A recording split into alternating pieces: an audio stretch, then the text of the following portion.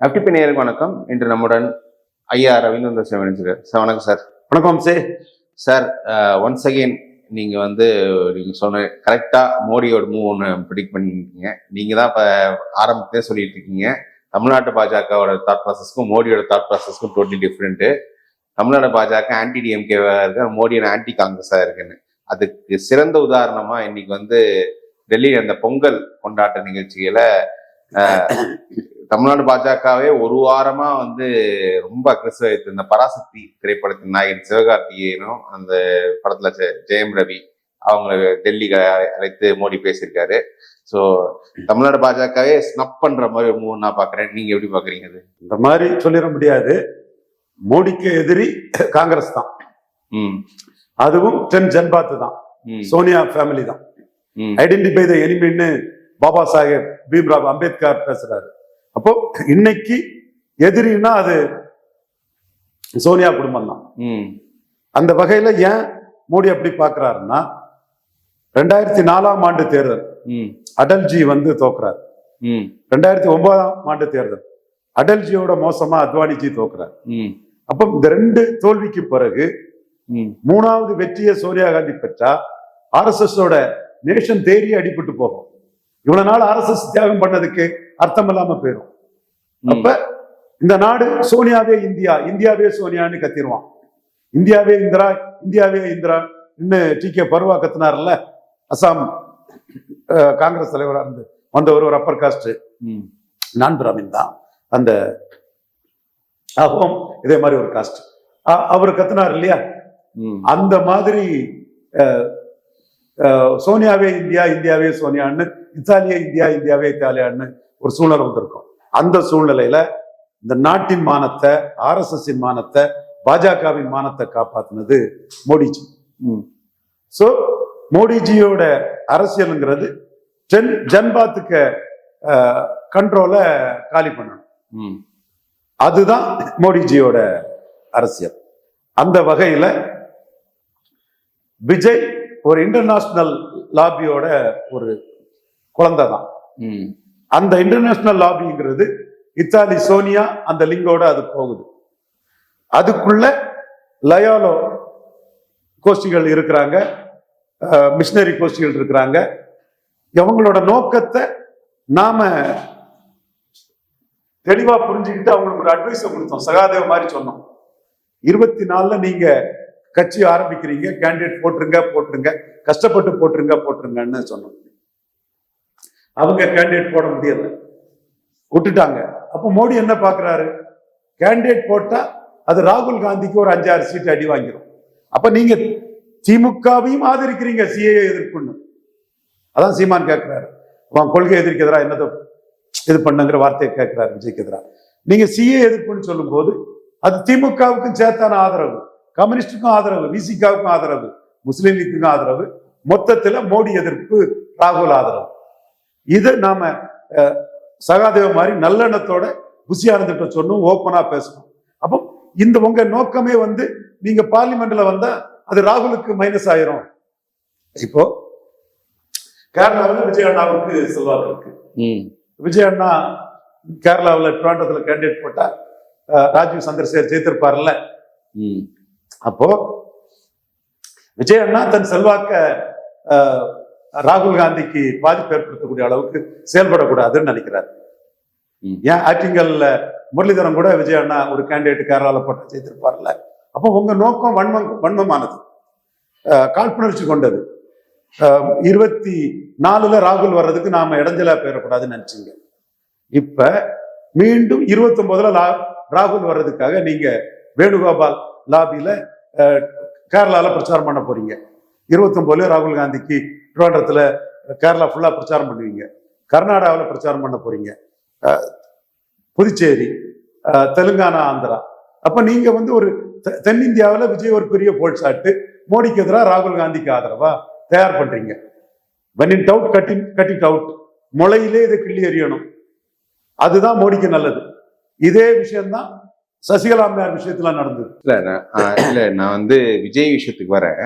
But இந்த பராசக்தி படத்தை வந்து தமிழ்நாடு பாஜக வந்து ஹிந்தி திணிப்பு அந்த பாஜக இஷ்யூஸ்க்கு அது அந்த படம் எதிராக இருந்தது. அந்த படத்தை தமிழ்நாடு பாஜக கடுமையாக எடுத்து ஓடலன்னு ஒரு பிரச்சாரம் பண்ணிட்டு இருந்தாங்க. இல்ல படம் நல்லா ஓடுது, வசூலா போகுது. ஆனா அந்த படத்துல நடிகை தமிழ்நாடு பாஜக பிரச்சாரம் சொன்னேன். ஆனா அந்த படத்தின் கதாநாயகனை வந்து மோடி கூப்பிட்டு ஒரு ஹானர்ல ஒரு மரியாதை பண்ணது என்ன பாராட்டத்தக்க வேண்டிய விஷயம். அது அண்ணாமலை அதோட இதை சொன்னாரு. குறிப்பா நான் சொல்லிட்டு இருக்கிறேன், சிவகார்த்தியன் இந்த படத்தையும் தாண்டி சிவகார்த்தியன் யாருங்கிறது எனக்கு தெரியும், அண்ணாமலைக்கு தெரியும், மோடிஜிக்கு தெரியும். சோ இந்த படத்தோட கான்செப்ட்ங்கிறது ஆன்டி காங்கிரஸா வருது.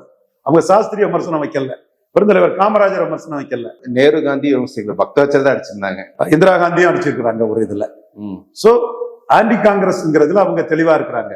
அப்போ ராகுல் என்ன சொல்றாரு, தமிழ் கலாச்சாரம் இதுக்கெல்லாம் ஜனநாயகம் பட இதுக்காக எதிராக இருக்காங்கன்னு ராகுல் சொல்றாரு. இல்ல தமிழர் போராட்டம் பெரிய போராட்டம், அந்த போராட்டத்தை வந்து படமா சுதா கொங்காரா எடுத்திருக்கிறாங்க, சிவகார்த்தியன் நடிச்சிருக்கிறாரு, ஜெயம் ரவி, அதர்வா எல்லாம் அந்த கேரக்டரா வாழ்ந்திருக்கிறாங்க. அந்த படத்தை நான் பாராட்டுறேன். அவங்கள வந்து ஒரு தமிழர் கலாச்சாரம், தமிழர்கள் வந்து சுதந்திர போராட்டத்துக்கு அடுத்தபடியா ஒரு வீரம் செறிந்த போராட்டம், காங்கிரஸை எதிர்த்து பண்ண போராட்டத்தை நான் ரெகனைஸ் பண்றேன்னு மோடி அதை ரெகனைஸ் பண்ணிருக்காரு. இருமொழி கொள்கைக்கு எதிரானது மும்மொழி கொள்கை கொண்டது அப்படின்னு சொல்லலையே. அவங்கள வந்து காங்கிரஸ் கட்சி அன்னைக்கு நடந்த இதைத்தானே சொல்றாங்க. அன்னைக்கு அதுவே பெருந்தலைவர் காமராஜ் வந்து சாஸ்திரிய கமால் பண்ணக்கூடிய அளவுல உயரத்துல இருந்ததுனால உள்ள காங்கிரஸுக்குள்ள உள் சதி உண்டு. அந்த சதிக்கு காரணமே இந்திரா காந்தி குடும்பம் தான்ங்கிற அடிப்படையில அந்த இந்திரா காந்தியை தான் வில்லியா காட்டி அந்த படம் வருதுங்கிற போது அது இன்னும் ஏற்படையாததானே வருது இல்லைங்க. பட் பாஜக கொள்கையை வந்து மும்மொழி கொள்கையை இந்திய தமிழ்நாட்டில் போத்தணும், அதுதான் தமிழ்நாடு பாஜக தொடர்ந்து பிரச்சாரம் பண்ணிட்டு இருக்காங்க. ஸோ அந்த ஒரு ஐடியாலஜி இதில் அடிபட்டு போகுது இல்லை. ஐடியாலஜியை விட மெட்டீரியல் எதிரி காங்கிரஸ். நீங்க கேரளாவில் ஐடியாலஜி படி விஜயன் தான் வரக்கூடாது. காங்கிரஸா விஜயனா விஜயன் வரட்டு, காங்கிரஸ் கம்ஃபர்டபுள் பொசிஷன்ல இருக்கிறாரு, பிஜேபி வளரணும். ஆனா காங்கிரஸ் விஜயன்ல விஜயன் இருந்தாதான் காங்கிரஸுக்கு நாளைக்கு ஒரு செக் அடிக்க முடியும். சப்போஸ் என்டிஏக்கு ஒரு சிக்கல் வந்துன்னா கூட விஜயன் வந்து காங்கிரஸை வரவிட மாட்டார், ராகுல் காந்தி யார விட மாட்டார். ஸோ மெட்டீரியல் பொலிட்டிக்ஸ் என்னன்னா, நான் லா அகாடமி லா காலேஜில் படிக்கும் போது அங்க வந்து ஆர்எஸ்எஸ் ட்ரில்லாம் ரொம்ப பிரமாண்டமா நடக்கும். நாங்க கோபாலகிருஷ்ணன் நாயர் அவருக்கு தான் நாங்க பிஜேபிஎம் பாரதிய ஜனதா வித்யார்த்தி மோர்ச்சா ஏபிவிபி இல்ல பிஜேபிஎம்ல தான் அவர் இருந்தார். அவரை தான் ஒரு பெரிய எஸ்டேட் ஓனர், ஒரு சிரியன் கிறிஸ்டின் நூற்றுக்கணக்கான எஸ்டேட் ஒர்க்கர்ஸை கொண்டு வந்தோம். ஆர்எஸ்எஸ் கேடர்ஸை நாங்க கோபாலகிருஷ்ணன் நாயர் காணோம்னா அவர் தான் யூனிவர்சிட்டி யூனியன் சேர்மன் ஆனார் கோபாலகிருஷ்ணன் நாயர். அந்த கட்டத்துக்குள்ள ஆர்எஸ்எஸ் எல்லாம் தெளிவா ஒரு கம்யூனிஸ்ட் எதிர்ப்புங்கிற லெவல்ல நின்னாலும் கடைசி கட்டம் என்ன வருவாங்கன்னா, கம்யூனிஸ்ட் கொள்கை எதிரி காங்கிரஸ் வரட்டுன்னு எலெக்ஷன்ல காங்கிரஸ் சப்போர்ட் பண்ணிடுவாங்க. மோடி வந்த பிறகுதான் காங்கிரஸ் தான் ஒழிக்கணும், காங்கிரஸ் பாரத்ன்றதுல காங்கிரஸ் கம்யூனிஸ்ட் வந்தாலும் பரவாயில்ல, விஜயன் வந்தாலும் பரவாயில்லங்கிற முடிவு மோடி எடுத்து சில நகர்வுகளை கேரளாவில் செய்தாரு. அதே மாதிரி கொள்கை எதிரிங்கிறது வேற, இந்த விஜய்கிட்ட தான் பாடம் படிக்கணும் போல இருக்கு. அரசியல் எதிரிங்கிறது வேற. கொள்கை எதிரி கம்யூனிஸ்ட், அரசியல் எதிரி காங்கிரஸ். இந்த இடத்துக்குள்ள அரசியல் எதிரியை ஒழிக்கணும்னு கொள்கை எதிரிக்கு சப்போர்ட்டா போறதுதான்.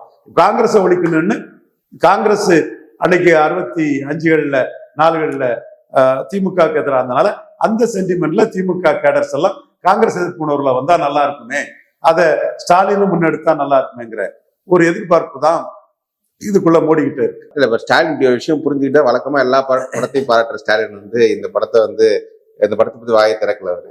எஸ், அவரு இந்த படத்தை பார்த்து ஒரு சர்டிபிகேட் கொடுப்பாருன்னா எதை வேறு அது அதே ரன்னிங் கமெண்ட்ரி ஸ்டாலின் பார்க்கறது கொடுக்கறது அதை பற்றி எல்லாம் சொல்லிட்டு இருந்தாங்க.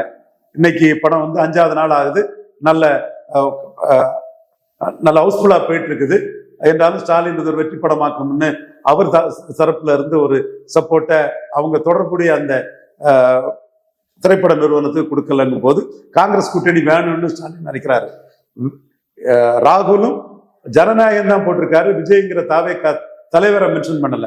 இத்தனைக்கும் தாவேகா தலைவர் அடிபடுறது ஓட்சோரின்னு ராகுல் காந்தி நடத்தின ஒரு போலி போராட்டத்துக்கு மோடிக்கு எதிராக ராகுல் காந்திக்கு ஆதரவா எக்ஸ் தளத்துல பதிவிட்டதை நாங்க ரிப்போர்ட் பண்ண காலகட்டத்துல இருந்தா அந்த புள்ளி உழுது. பல புள்ளிகளை நாங்க ரிப்போர்ட் பண்ணணும். அதுல எக்ஸ் தளத்துல இவர் போட்ட பிறகுதான் ஸ்டாலினே எதிர்ப்பு தெரிவிக்கிறாரு அப்ப அந்த அளவுக்கு ஒரு இன்டர்நேஷனல் லாபி, ஒரு கேத்தலிக் லாபி சோனியாவுக்கு மகனுக்காக ஜோசப் விஜய லிங்க் பண்ணி ஒரு வேலை நடக்குது. நாம இதுல ஏமாளி ஆயிடக்கூடாது. தமிழ்நாட்டுல என்னன்னே தெரியாம எம்எல்ஏ ஆனா போதும், ஏதாவது கிடைச்சா போதும், இந்த பதவி கிடைச்சா போதும்னு எதுவுமே தெரியாத உள்ள கூட்டத்தை நீங்க சீரியஸா எடுத்துக்கிடாண்டா. அதுல ஒரு கூட்டம் பதவிக்காக நிற்கும், இன்னொரு கூட்டம் ஸ்டாலின் வன்மத்துக்காக நிற்கும். நாங்க மட்டும்தான் உங்களுக்காக உண்மையா இருந்து நேர்மையா விஷயங்களை சொல்லிட்டு இருக்கோம். பதவியை எதிர்பார்க்கல. உங்களை நீச்சுன்னு பிரியங்கா காந்தி திட்டும் போது, இந்திரா காந்திக்கு பேட்டியா இருந்தாலும் நீ எச்சி பெண்மணி திட்டின நாங்க தான். மணிசங்கர் உங்களை நீச்சுன்னு சொல்லும் போது எச்சி பையன்னு சொன்னது நாங்க தான். உங்க நன்மைக்காக நாங்க நிற்கிறோம். இது ஒரு இன்டர்நேஷனல் சதி இங்க இருக்குது. இதை நீங்க முறியடிக்கணும். இதுல ரொம்ப கேர்ஃபுல்லா இருக்கணும். மெட்டீரியல் பொலிட்டிக்ஸ்ல விஜய் வந்து ராகுல் காந்திக்கு பார்கெனிங்க ஏத்துறாரு. நடராஜன் ராகுல் காந்திக்கு பார்கெனிங்க, ராகுல் காந்தி கூட்டிட்டு வந்து நம்ம கிட்ட போர் பொலிட்டிக்ஸ் பண்ண மாதிரி ராகுல் காந்தி பார்கெனிங் ஏத்துறாரு. அவரை அடிச்சு தகர்த்தாதான் ராகுல் காந்தி பார்கெனிங் இங்க குறையுங்கிற கருத்தை நாம தொடர்ந்து சொல்லிட்டு இருந்தோம். மோடி நன்மைக்கான கருத்து நம்ம கருத்து. அது இந்த அளவுக்கு பராசக்தியே அவரு பாராட்டுவாருங்கிறத நாமளே எதிர்பார்க்கல. மகிழ்ச்சி. சிவகார்த்தியன் பிரமிஷன் நிற்கும் போதே ஒரு ஃப்ரெட்டாலிட்டி தெரியுது. அது மிகுந்த மகிழ்ச்சியை கொடுக்குது. இந்த பராசக்தி படம் வந்து திமுக காங்கிரஸ் விரிசல் ஏற்பட்டிருக்கு. ஏன்னா 60கள் நடந்த கசப்பான சம்பவங்களை ஞாபகப்படுத்தி வந்து அது வந்து மறுபடியும் சால்ட் அந்த புண்ஸ், சால்ட் அந்த புண்ஸ். எந்த புண்ணுல வேலை பார்க்கிறதா?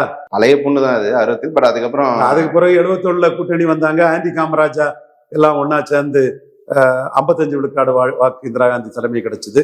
80ல் எம்ஜிஆர் அடிபட்டாரு. அதுக்கு பிறகு 2004 சோனியா காந்தியை யாருமே பிரிமிஷா சொல்லாத போது கலைஞரும் இவரு டாக்டர் ராமதாஸும் சொன்னாங்க. 2019 ராகுல ஸ்டாலின் சொன்னாரு. இந்தியாவில் யாரும் சொல்லல. என்னன்னா மோடி 2021 பண்ணின அரசியல்ல சாக்கடை ஜலம்னாலும் வீடு தீப்பெட்டி எரியும் போது அதை கொண்டு அணைக்கணும்னு குருமூர்த்தி சொன்ன கருத்தை மோடி கண்டுக்காம விட்டதுல, இத்தனைக்கும் குருமூர்த்தி மோடிய பிஎம் கேண்டிடேட்டா ப்ரொஜெக்ட் பண்ணவர்.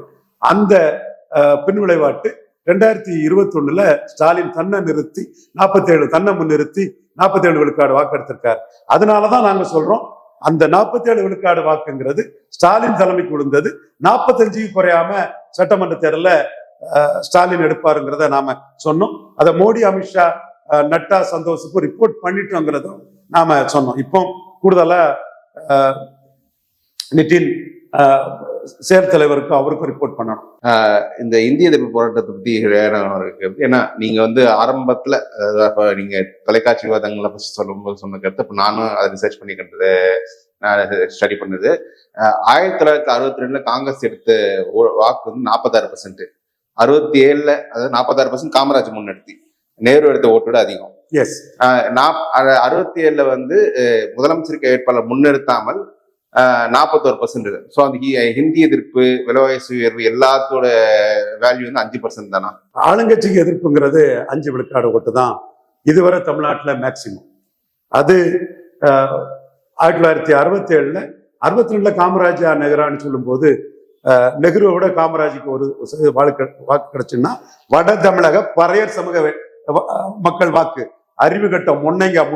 அறிவுகட்ட முண்டங்க ஊடகத்துல இருந்து பறையர்களுக்கு ஓட்டு போட தெரியாதுன்னு பேசித்தான் செருப்பால் அடிக்கணும். அவங்களெல்லாம் பறையர் சமூக வாக்கு தான் காமராஜரை வந்து காமராஜ் தோற்றக்கூடாதுங்கிற ஒரு உணர்வோட அவங்க வாக்களிச்சாங்க. இன்னும் சொல்ல போனா அண்ணா காமராஜ் சிலைய சென்னை ஜிம்கானா கிளப் எதிராக திறந்து வைக்க காரணம் சத்யமாணி முத்து அம்மையார் அண்ணா கிட்ட பண்ண பவர் பொலிட்டிக்ஸுக்கு ஒரு பறையர் சமூக லீடர் அண்ணா கிட்ட பண்ண பவர் பொலிட்டிக்ஸுக்கு ஈல்டாய் தான் சென்னை கார்பரேஷன் சார்பா ஜிம்கானா கிளப் எதிராக காமராஜ் சிலை உயிரோடு இருக்கக்கூடிய சீஃப் மினிஸ்டருக்கு நெஹ்ரு அழைச்சி திறந்து வச்சாரு. ஸோ அந்த அரசியல் களத்துக்குள்ள காமராஜ் எடுத்தது 46 விழுக்காடு வாக்குகள். அதுக்கு பிறகு 67 வருது. 67 இழந்த வாக்குகள் வந்து ஒரு 5 விழுக்காடு வாக்குகள் தான். 5 விழுக்காடு வாக்குகள் இழப்புக்கு காரணம் இந்தி போராட்டம். மாணவர்கள் நியூ ஓட்டர்ஸ் போலிங் கூடுது. 6 விழுக்காடு ஓட்டு போலிங் கூடிச்சு 62 விட. மக்கள் தலைவர் எம்ஜிஆர் துப்பாக்கி சூடு பிரச்சனை இல்லை, காமராஜரை எதிர்க்காம எவனாலும் அவனை சுட்டுக் கொல்லுவேன் அப்படின்னு சொன்ன எம்ஆர் ராதாவால சுட்டுக் கொல்லப்படும் போது, காமராஜ் சுட்டுக் கொல்லுவேன், நான் துப்பாக்கி வாங்கி வச்சிருக்கிறேன், காமராஜரை எமயத்தாலும் சுட்டுக் கொல்லுவேங்கிறாரு எம்ஆர் ராதா. அந்த எம்ஆர் ராதாவுக்கும் எம்ஜிஆருக்கும் அது சொல்ல விரும்பல, சரி சினிமாக்காரங்க இது வேண்டாம், அது நமக்கு என்னத்துக்கு எந்த டிஃபெண்ட் பண்ண முடியாத எந்த பெண்களையும் பற்றி நாம புறம் சொல்றது கிடையாது. ஏதோ ஒரு தனிப்பட்ட விவகாரத்தில் நடந்த ஒரு துப்பாக்கி சூட்டுல எம்.ஆர். ராதா எம்ஜிஆர் சுட்டுட்டாரு, காமராஜ் துப்பாக்கி கொடுத்து சுட்டுட்டாருங்கிற ஒரு பிரச்சாரம் 2. 3வது விலைவாசி உயர்வு. 4வது உணவு பற்றாக்குறை. அடுத்து மக்கள் மாற்றத்தை விரும்பினது. அடுத்து மூதறிஞர் ராஜாஞ்சியும் பேரறிஞர் அண்ணா பிறந்தையும் கொண்டு வந்த 1-to-1 மறவர் ஓட்டும் புறமலைக்கொள்ளர் ஓட்டும் கன்சால்டேட் ஆனது 62 விட, பிராமணர் ஓட்டு 62 விட கன்சால்டேட் ஆனது. சோசியல் பொலிஷன் ஆதித்தனா நாம் தமிழர் அவங்க கூட்டணியில வந்தது. ஒரு ரெயின்போ அலையன்ஸ், அந்த அலையன்ஸுக்கு ஸ்ட்ரென்த், இப்படி எல்லாமே சேர்ந்து வரும்போது 2 prime minister upper caste prime minister command பண்ணக்கூடிய அளவுக்கு காமராஜ் வந்துட்டாருங்கிற லெவல்ல ஐயா சாருகாச நியாயமான ஆளு அதை தெளிவா சொல்றாரு. அந்த இதுல ஒரு negative social polarisation, anti Nadar polarisation, அவ்வளவுதான். அதுல என்ன இருக்கு? அதோட எச்சங்கள் தான் முக்தாரும் இவரு காந்தராஜன். அந்த எச்சங்களும் மிச்சங்களும் தான் சேலஞ்ச் பண்றேன். ஃபர்ஸ்ட் கான்ஸ்டியூஷன் கவர்மெண்ட் இல்லைன்னா அகமுடையார் கம்யூனிட்டி இவ்வளவு வளர்ந்திருக்காது, முஸ்லீம் கம்யூனிட்டி இவ்வளவு வளர்ந்திருக்காரு. நேருக்கு நேர்வா சேலஞ்ச் பண்ணிக்கலாம். இந்த ஆன்டி காமராஜ் நெகட்டிவ் போலரைசேஷன் இது எல்லாம் சேர்ந்துதான் 6 விழுக்காடு பாதிச்சது. ஸ்டாலினுக்கு அந்த பாதிப்பு இல்லைங்கிறேன். நான் இஷ்யூ பேஸ்டா அதுல வரேன். ஸ்டாலினுக்கு அந்த பாதிப்பு இல்லைங்கிறேன். ப்ரோ இன்கம்பன்சி ஸ்டாலினுக்கு இருக்குது. ஸ்டாலினுக்கு விடுபட்ட 20 லட்சம் பெண்களுக்கு உரிமை தொகையில ஒரு ப்ரோ இன்கம்பன்சி வருது. 10 லட்சம் லேப்டாப்ல ஒரு ப்ரோ இன்கம்பன்சி வருது. திமுகவோட ஆர்கனைசிங் கெப்பாசிட்டியில ஒரு ப்ரோ இன்கம்பன்சி வருது. பட் ஸ்டாலினுக்கு வன்னியர் கம்யூனிட்டி மத்தியில ஒரு எதிர்ப்பு இருக்கதான் நான் பாக்குறேன். நாடார்கள் மத்தியில இல்ல, தேவேந்திர குல வேளாளர் மத்தியில கலைஞருக்கு இந்த எதிர்ப்பு ஸ்டாலினுக்கு இல்லை. இந்த இருக்கதான் நான் பார்க்கிறேன். என்ன சூழ்நிலை இருந்தாலும் ஸ்டாலின் 45 விழுக்காடு குறைய மாட்டாருன்னு நான் சொல்றதுக்கு காரணம் அந்த ஆன்டி இன்கம்பன்சியோட அதிகபட்ச இதே 67 தான். ஒருவேளை 67 காமராஜரே முதலமைச்சரா ப்ரொஜெக்ட் இருந்தா அந்த 6% குறைஞ்சிருக்குமா, இல்லாட்டி இன்னும் ஜாஸ்தியா இருக்குமா? அது யூகம் தான். காமராஜரே தப்பு பண்ணாரு. நாடாருக்கு அமைச்சர் பதவி கொடுக்கல, நல்ல ஸ்ட்ராட்டஜி. பக்தவச்சல அமைச்சர்களையும் நாடார்கள் இல்லாம பார்த்துட்டாரு, நல்ல ஸ்ட்ராட்டஜி தான். மாநில தலைவர்களாட்டும் கிருஷ்ணசாமி நாயுடு, கக்கன், ராமச்சந்திரன் நாயுடு, இந்த மாதிரி நாயுடு, கரையாளர், கோனாரு, பரையர் சமூக கக்கன் இவங்களதான் முன்னிறுத்தினாரு. கேபினெட்ல அமைச்சர் கிடையாது. ஒரு ஆன்டி நாடார் போலரைசேஷன் தன்னை பாதிக்குங்கிறத அவர் தெரிஞ்சுதான் பண்ணாரு. இப்ப எடப்பாடி மாதிரி திமிர் பிடிச்சி ஃபுல்லா விளாட கொண்டரா வச்சு எல்லாம் எனக்கு போடு, எல்லாம் விளாட கொண்டு போடு, எல்லாம் விளாட கொண்டுதான் மற்ற ஜாதி எல்லாம் ஏமாளி இழிச்ச வாங்கினா காமராஜ் நினைக்கல, கேப்லாம் தான் இருந்தாரு. ஆனா ஒரு தப்பு என்ன பண்ணாருன்னா, எஸ்.ஆர். நாயுடுக்கு கொடுக்க வேண்டிய சீட்டை ஐயநாடாருக்கு விருதுநகர்ல கொடுத்தாரு, சிவகாசி பார்லிமெண்ட்ல கொடுத்தாரு. அது பார்லிமெண்ட் கேண்டிடேட்டும் நாடாரு, அசம்பிளி கேண்டிடேட்ல விருதுநகர் காமராஜ்னு சொல்லும் போது நாயுடு சமூக வாக்குகள் பே. சீனிவாசனுக்கு போச்சு. அது ஒரு பெரிய தோல்வி. நான் ரெஸ்ட்ராஸ்பெக்டிவா தான் சொல்றேன். பட் ஆணைக்கும் அடிசருக்குங்கிற மாதிரி மிகப்பெரிய லெவல்ல அவர் நினைச்சா புல்பர்ல நேருக்கு தொழில நின்றுட்டு போயிருக்கலாம், அல்லது பார்லிமெண்ட்டுக்கு நின்று இருக்கலாம். அவரோட ஸ்ட்ராட்டஜிக்கல் பிளாண்டர்ல அதுவும் எல்லா இடத்திலையும் நேசமணிக்கு மந்திரி பதவி கொடுக்காதவர், கோசல்ராம் கொடுக்காதவர், கேர்ஃபுல்லா இருந்தவர், ஒரு கவனக்குறைவால நாயுடு கேண்டிடேட்டை போடாதனால அவரோட தோல்வி விருதுநகர்ல காரணம். நாயுடு சமூகம் தான் முக்கிய காரணம். பட் இந்த எதிர்ப்புங்கிறது காமராஜ் ஒரு தமிழன் 2 பிரைம் மினிஸ்டரையும் கமாண்ட் பண்ணும் போது, அவனுக்கு எதிராக இன்டர்நேஷனல் சதி இருந்த போது, காங்கிரஸுக்குள்ளே சதி இருந்த போது, அந்த இடத்துக்குள்ள காமராஜ் கவனக்குறைவா காமராஜ் தோத்ததுதான். பட் காமராஜோட வெற்றியை விட மொழி உணர்வு தமிழ் இளைஞர்களுக்கு அதிகங்கிறதா அந்த தோல்விக்கு காரணம். அதுல காமராஜுக்கு எதிராக ஒரு சதி இருந்தது டைரக்டா சொல்லலைனாலும் காமராஜர் அந்த இடத்துக்குள்ள வில்லனா காட்டாம அந்த சதிகாரர்களை வில்லனா பராசக்தி படத்துல காட்டிருக்கதா நண்பர்கள் சொல்றாங்க. நான் இன்னும் படம் பார்க்கல. படம் நல்ல விதமா வெற்றிகரமா ஓடுறது எனக்கு மகிழ்ச்சி. படம் பார்க்க வேண்டியது இருக்கு. சரி சார், பாப்போம் எப்படி போகுதுன்றது. இணைஞ்ச ரொம்ப நன்றி சார். Thank you sir.